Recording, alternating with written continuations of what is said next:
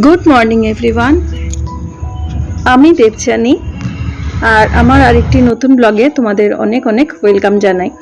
তো সকালে উঠে একটু ফ্রেশ হয়ে গেছি আর সবার আগে হচ্ছে একটু চা খেলাম। চা না খেলে যেন কোনো কাজেই এনার্জি পাই না। তো তারপরে বানিয়ে নিচ্ছি সকালের জন্য, মানে টিফিন বা ব্রেকফাস্ট যাই বলো।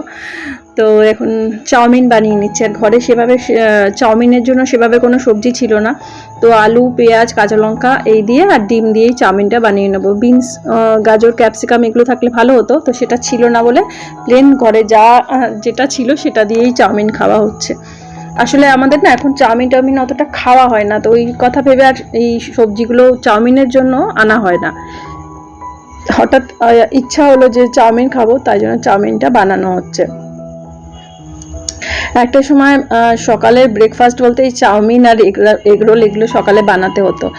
আর সন্ধেবেলা আমাদের সেভাবে কোনো টিফিনটা করা হয় না, ওই জন্য সন্ধেবেলার খাবারগুলোকেই সকালবেলায় মানে ব্রেকফাস্ট হিসেবেই আমরা খাই। আর যেহেতু এটা পেট ভর্তি খাবার হয়, চাউমিন খেলেও একটু পেটটা ভার হয়, তো সকালবেলা কাজকর্মের মধ্যে থাকলে না হজমও হয়ে যায়। আর সন্ধেবেলা ওই যে বললাম আমাদের সেভাবে বাইরের জিনিস তো খাওয়াই হয় না, আর ঘরেও সেভাবে মানে কিছু খাই না, তো সেই জন্য কোনো রকম টিফিন বানানোর ব্যাপারটা থাকে না। তো ওই জন্য চাউমিন এগরোল এগুলো সকালে টিফিন হিসেবেই খাওয়া হতো। আর এখন খুব কমই খাওয়া হয়, মানে ইচ্ছা যদি জাগলো, হয়তো অনেক দিন বাদে ইচ্ছা জাগলো, তখন হয়তো বানিয়ে খেলাম। তো টিফিনের পর্বটা মিটে গেলে যেন সকালবেলা মানে নিশ্চিন্ত হওয়া যায়, কিছুটা মানে ব্রেক নেওয়া হয়। তো ব্রেকফাস্ট খেয়ে একটু ব্রেক নেওয়া হয়েছে, তো এখন এই ঘরের কাজকর্ম করে নিচ্ছি। তো জানলাটার মধ্যে প্রচণ্ড মাকড়সার বাসা হয়, মানে একটু এদিক ওদিক হলেই না দেখবো যে মাকড়সার জাল বুনে দিয়েছে, তো সেটাকে আবার ঝেড়ে পরিষ্কার করে দিলাম। আর এদিকে যেহেতু এখন চৈত্র মাস, কিছুটা ঘরের ঝুলটাও ঝেড়ে নিলাম, আর এখন চাদরটা চেঞ্জ করে নিলাম। আর যে ভাবলাম যে এটা জমিয়ে রাখি, কিন্তু আকাশে না মেঘলা মতো হচ্ছে, তো ভাবলাম না এটা কেচেই নিই। কেচে নিলে তাহলে শুকিয়ে যাবে, আবার কখন কি বৃষ্টি নামবে সেই চিন্তা করেই ভাবলাম যে কেচে নিই, যেটুকু যা জমেছে কেচে নিই। নাহলে আরেকটু বেশি করে জামা কাপড় জমলে না একসাথে ওয়াশিং মেশিনে দিলে বেশ ভালো হয়, নাহলে আবার ঘন দিতেও আবার অসুবিধা হয়, মানে সেই মেশিনের তলায় সব পড়ে থাকে। তো ওদিকে তো কাঁচা ধোয়া হচ্ছে, আর আমার এখানে কয়েকটা জিনিস আয়রন করে নিচ্ছি। এমনি আমাদের ঘরের জামা কাপড় দোকানেই আয়রন করতে দেওয়া হয়, টুকটাক আমার জিনিসই ঘরে আয়রন করি। আর আমার হাজব্যান্ডের ঠিক এই হালকা আয়রনগুলো ঠিক পছন্দ না, তার একটু ভারী আয়রন, বেশ ভার দিয়ে আয়রনটা করাবে, মানে আগাগোড়া দোকানে দেওয়া একটা অভ্যাস রয়েছে, তো ওই জন্য আর ঘরে আর সেভাবে মানে আমি যদি আয়রন করে দিই তার ঠিক পছন্দ হয় না, তো ওই জন্য দোকানেই দেয়। দোকানে তো ওই পুরোনো যে লোহার ইস্ত্রিগুলো, মানে ওটাকে তো আয়রনই বলে, আয়রন মানেই তো লোহা, তো যাই হোক সেটা দিয়েই জামা কাপড় আয়রনটা হয়, তো ওই দোকানেই দেওয়া হয়। তো দেখো ওইদিকে জামা কাপড়টা আয়রন করে নিয়েছি আমার, আর ওয়াশিং মেশিনে ওইদিকে কাঁচা ধোয়া হচ্ছে। তো আজকে মুগ ডাল রান্না করব, তো মুগ ডালটা এখন ধুয়ে নিচ্ছি। আর এই জলগুলো না মানে রেখে দিই গাছে দিয়ে দেওয়ার জন্য, তো বাটিটা ভর্তি হয়ে গেছে একটুখানি জল, সেটা আমার সিঙ্কে ফেলতে হলো।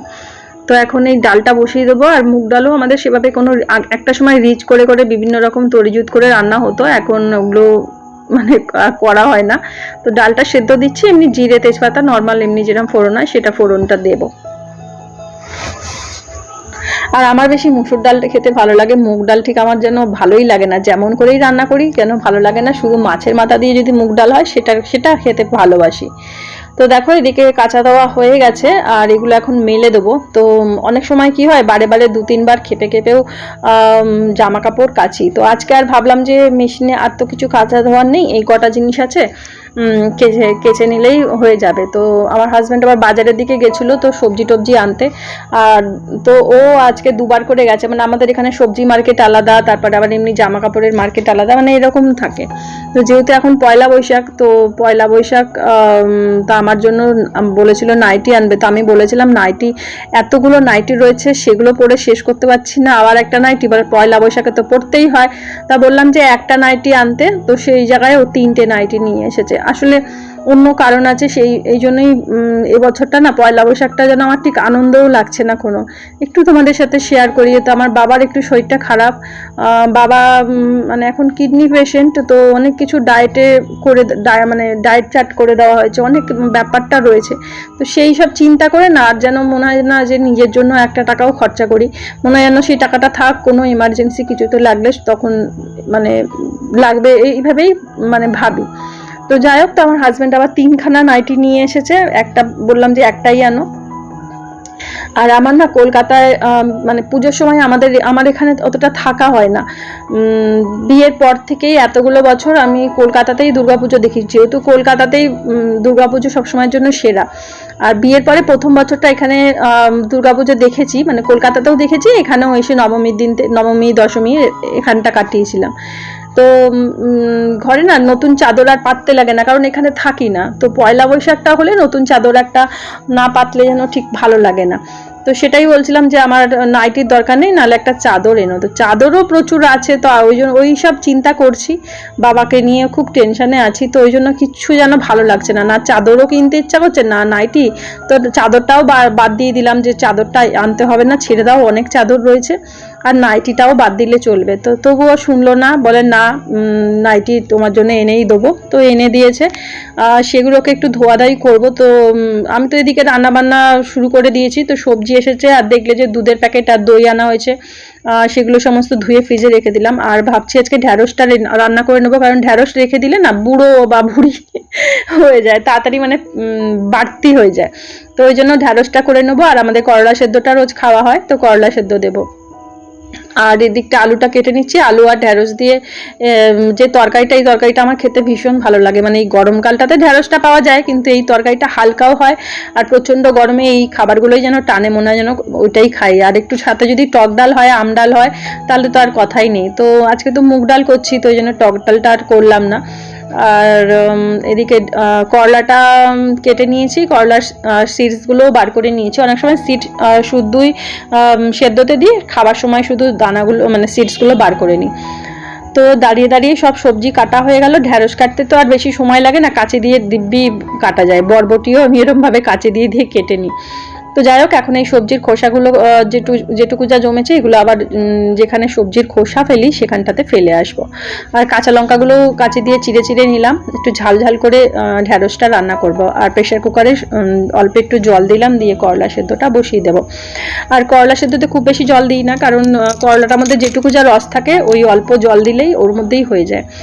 তো এখন আর কিছু রান্নার ঝামেলা নেই। দেখো ভাতটা বসিয়েছিলাম, আর আজকে এটা দুধেশ্বর চাল রান্না করেছি। আর এটা দুধেশ্বর চালটা এত ভালো, একটা ফুটলেই না হয়ে যায় তাড়াতাড়ি করে। দেখো জলটা দিলাম, ঠান্ডা জল দিলাম, কারণ মনে হলো যেন ভাতটা যদি আবার একটু মানে উপর দিয়ে খানিকক্ষণ রাখলে যদি আরও নরম হয়ে যায়। কারণ আমার হাজব্যান্ড একদম মানে নরম ভাত খেতে চায় না, তার একদম ঝরঝরে ঝুরঝুরে ভাত চাই। তো সেই জন্য একটু ঠান্ডা জল মিশিয়ে এখন উপর দিলাম। আর যদি রেশনের চালটা রান্না করতাম, তাহলে মানে একটু গোটা গোটাই, একটু নরম হলেও একটু গোটা গোটা মতো থাকে। তো সবজির খোলাগুলো এইখানটাতে ফেলি, এখানে জমা করি। পরে এগুলো আবার যখন মানে শীতের শেষের দিকটা হয়, তখন এগুলো তুলে মানে বালতির মধ্যে আর একটু ছড়িয়ে রাখি, মানে রোদের মধ্যে দিয়ে বালতির মধ্যে তুলে নিই, গাছের জন্য সার হিসেবে রাখি। তো ওদিকে দেখো কতগুলো ফুল টুল ফুটেছে, একটু শেয়ার করলাম। তো আবার চলে এসেছি রান্নাঘরে, এখন ওই ঢ্যাঁড়সটা রান্না করব। আর তো কিছু সেভাবে রান্নার ঝামেলা নেই, করলা সেদ্ধ বসিয়ে দিয়েছি, আর ওদিকে ডালটাও হয়ে গেছে, আর এখন এই দিকটা ভাতও হয়ে গেল। আর এদিকটাতে এখন শুধু ঢ্যাঁড়সটাই বানিয়ে নেব। ঢ্যাঁড়সটা হয়ে গেলে রান্না শেষ। আর আমার হাজব্যান্ড বারবার বলছে যে তোমার নাইটিগুলো নিয়ে এসেছে, একটু হাত খালি হলে দেখে যাও। তাহলে দাঁড়াও, রাখো, আমি ঢ্যাঁড়সটা বসিয়ে নিই, তারপরে যাচ্ছি। তো আমি এদিকে রান্নাবান্না করছি, তো এসে একটু রেস্ট নিচ্ছে, জল টল দিলাম, খেলো। আর এখন এই প্রচণ্ড আজকে গরম মেঘলা করে আছে, তো মানে সকালে একটু রোদের দেখা দিলেও মেঘলার জন্য আর একটা গুমোট মতো হয়ে আছে। তো শান্তি হচ্ছে না। মানে আমি তো রান্নাঘরে কাজ করছি, সমানে আমার রান্নাঘরে একটা টেবিল ফ্যান থাকে, ওটা চলে। আর টেবিল ফ্যানটা মানে একটু গায়ে যেতে একটু হাওয়া লাগে, যেন শান্তি। মানে আর যদি লোডশেডিং হয়ে যায়, উফ, আর কি বলবো, মাঝে মাঝেই লোডশেডিংও হচ্ছে, লোডশেডিংয়েরও বহরটা চলছে। তো কাঁচা লঙ্কা, কালো জিরে আর এদিকে টমেটোগুলো একটু ঘেটে যাবে। আলুটা তো ঢাকা দিয়েছিলাম, এখন এর মধ্যে ঢ্যাঁড়সটা দেবো। আর হলুদটা দিয়ে একটু নাড়াচাড়া দিলে একটু বেশ রঙটা সুন্দর হবে। আর ঢ্যাঁড়সটা দিয়ে একটু নাড়াচাড়া দেবো, মানে একটু সাঁতলে নেবো ঢ্যাঁড়সটা। আর খেতে এত ভালো লাগে যদি একদম ছোট্ট ছোট্ট ঢ্যাঁড়স হয়, শুধু বোটার দিকে আর মাথার দিকটা যদি কেটে দিই, ওটা তো আরও ভালো লাগে। আর বড় ঢ্যাঁড়স হলে মাঝখানে একটা ফালি দিতে হয়, কিন্তু ছোট্ট ছোট্ট যে ঢ্যাঁড়সগুলো হয় ওটা স্বাদও ভালো হয় আর রান্নাটার টেস্টও ভালো আসে। তো ঢ্যাঁড়সটা এখন আবার একটু ঢাকা দিয়ে দেবো, একটু নাড়াচাড়া দিয়ে, মানে যাতে মজে যায়। মানে এইভাবে না রান্নাটা করলে খুব ভালো হয়, নাহলে এই সামান্য নাড়াচাড়া দিয়ে যদি জল দিয়ে দিই সেই টেস্টটা পাওয়া যায় না। তো কয়েকবার আমি নাড়াচাড়া দিয়েছি, দিয়ে ঢাকা দিয়েছি, মানে ঢ্যাঁড়সটা হালকা ভাজাও হয়ে গেছে, আলু আর ঢ্যাঁড়স। তো এখন দিয়ে দিচ্ছি গরম জল, আর নামানোর সময় শুধু দেবো একটু চিনি না দিলে ঠিক খেতে ভালো লাগবে না। আর এর মধ্যে ধনে পাতাও দেওয়া যায়, সেটারও ভালো টেস্ট হয়। চিনি দেবো একটু নামানোর সময়, আর ঝোলটা কিন্তু বসে যাবে, আলুতে আর একটু টেনে নেবে। তো এটা ঢাকা দিয়ে এটা হয়ে গেছে। এবার আমি চলে আসলাম ঘরে, আর মানে বড় ঘরটাতে। আর এই দেখো 3টে নাইটি নিয়ে এসেছে, আর আমি বলেছি গোল গলা নাইটিগুলো আনবে, এগুলোই একটু গরমের সময় পরে আরাম পাই। আর এ লাইন কাটের নাইটিগুলো, ওগুলো তো ভালো, ওগুলো সন্ধ্যের দিকটা আমি পরি। কিন্তু প্রচণ্ড দুপুরের মধ্যে না, গরমের সময় তখন এই মানে রান্না বান্না কাজকর্মের সময় এই গোল গলা নাইটিগুলোই একদিকে ভালো।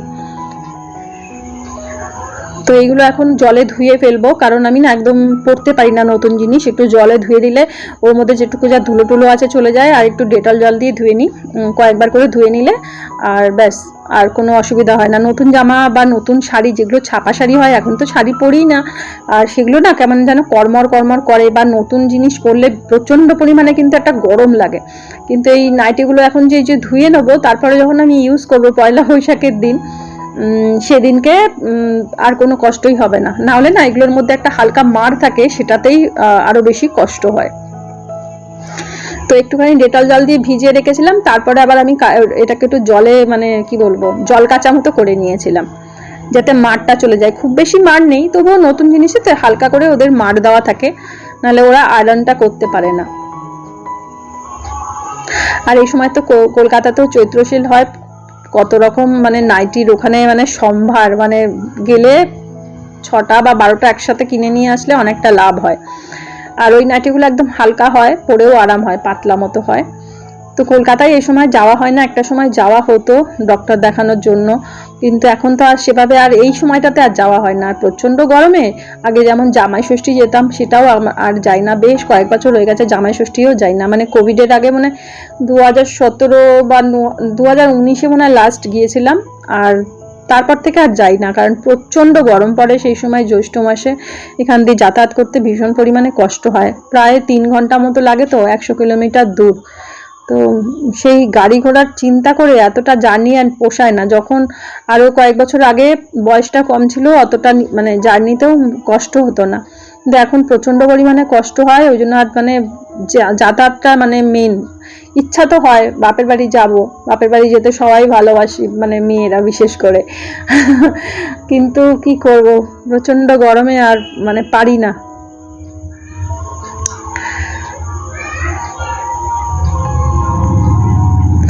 জামাই ষষ্ঠী যাওয়া আগে প্রতিটা বছরই যেতাম, তখন ডাক্তার দেখানোরও ব্যাপার থাকতো, ওই জন্য আরও যাওয়া হতো। কিন্তু এখন একদমই টোটালি বন্ধ করে দিয়েছি, মানে এমার্জেন্সি কিছু না হলে কলকাতায় আমাদের এখন যাওয়া হয় না। হয়তো ঘুরতে মানে হয় না, বাপের বাড়িতে যাব বলে কটার দিন থেকে আসবো বলে হয়তো গেলাম, তারপর হয়তো ফিরলাম, তার কিছুদিন বাদে হয়তো কারোর একটা কোনো এমার্জেন্সি কিছু হলো, আবার যেতে হলো। তো ওই জন্য আনন্দের কথাটা ভুলেই যাই, আনন্দের কথাটা মাথায় রাখি না। যখন এমার্জেন্সি কিছু হয় তখনই যাই, আর এই দুর্গাপুজো টুজো থাকে এই সময়টাতে যাই।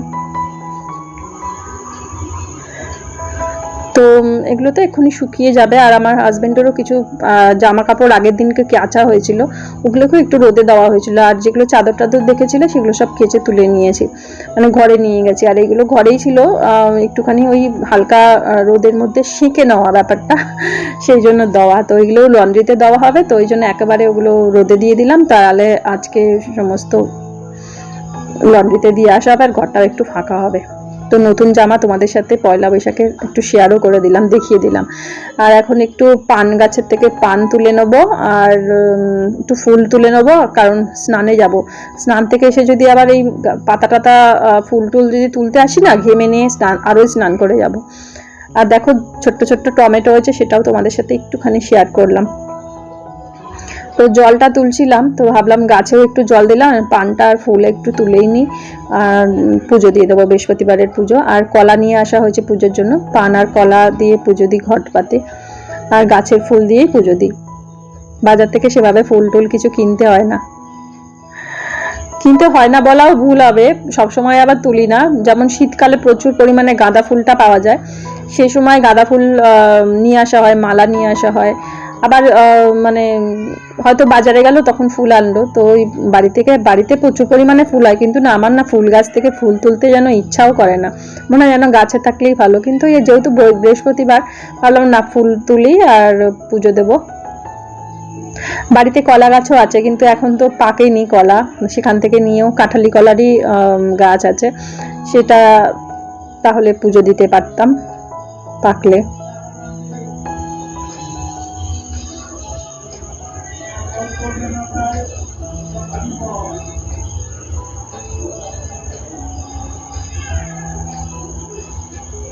আর এই জবা ফুলটা সবাই খুব পছন্দ করে আমাদের বাড়িতে, এই হলুদ জবাটা যে ফোটে, অনেকে সে ডাল নিয়ে যায়।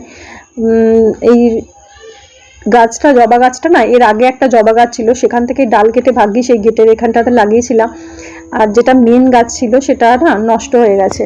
তো ওইটাই ভাবি যদি ওই একটাই গাছ রেখে দিতাম তাহলে কিন্তু সমস্যায় পড়তাম, তাহলে আর এই ফুলটা আর পাওয়া যেত না। তো এখানে ডবল টগর হয়ে আছে, সেটাও তুলে নিচ্ছি। ডবল টগর কেন জানি না, আমার যেন মনে হয় যেন গন্ধরাজ যে ফুল সেটার মতো লাগে দেখতে, সুন্দর লাগে। তো স্নান টান সেরে এসেছি, এসে পুজো দিয়ে নিয়েছি। আজকে তোমাদের এই সকাল থেকে দুপুর পর্যন্ত ব্লগটা তোমাদের সাথে শেয়ার করলাম।